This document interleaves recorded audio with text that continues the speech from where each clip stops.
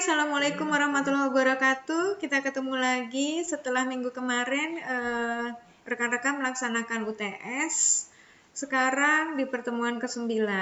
Oh ya, sebelumnya saya berharap UTS rekan-rekan kali ini adalah lebih baik dibandingkan UTS pada semester kemarin ya.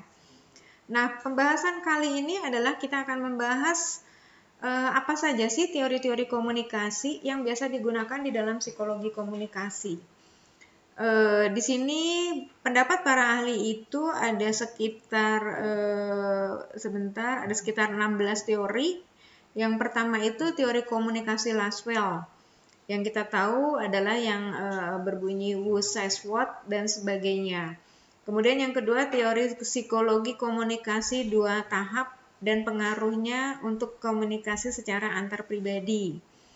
Di sini kita lebih banyak menggunakan komunikasi teori-teori yang ada di dalam komunikasi antar pribadi atau KAP. Kemudian yang ketiga adalah teori informasi atau matematis. Di sini kita lebih menggunakan teori Shannon and Weaver yang menggunakan matematikanya ada transmitter dan sebagainya gitu. Kemudian yang keempat itu teori pengharapan nilai. Kemudian yang kelima teori ketergantungan, yang keenam teori agenda setting. Ini agenda setting ini lebih kepada komunikasi massa ya. Kemudian yang ketujuh itu teori dependensi efek komunikasi massa. Yang kedelapan itu teori uses and gratification. Yang kesembilan teori spiral of silence. Yang kesepuluh konstruksi sosial media massa. Kemudian kalau kita lihat antara teori ke-6 sampai ke-10 itu mayoritas dan memang di sini adalah teori komunikasi massa semuanya. Kemudian teori yang ke-11 itu teori difusi inovasi. Di sini biasanya adalah ketika kita membahas tentang komunikasi politik ataupun komunikasi pembangunan. Kemudian yang nomor 12 adalah teori kultivasi. Yang ke-13 adalah teori psikoanalisis, kemudian teori behaviorisme, teori humanistis, dan teori kognitif.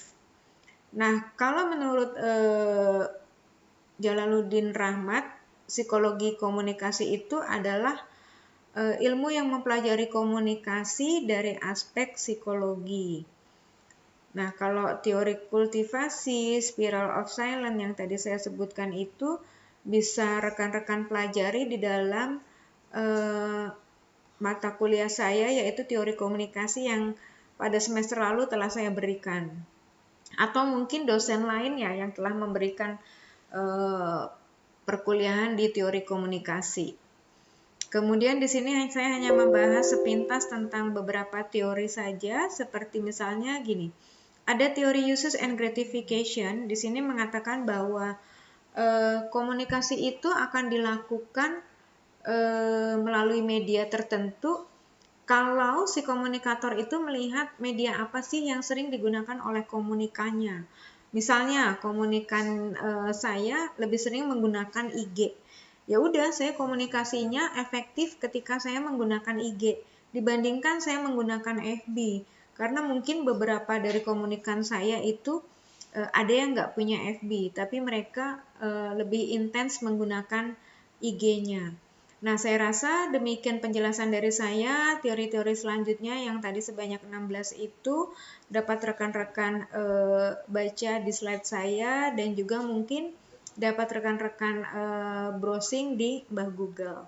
Sekian dan terima kasih atas perhatian rekan-rekan. Selanjutnya kita akan bertemu minggu depan di pertemuan ke-10. Wassalamualaikum warahmatullahi wabarakatuh.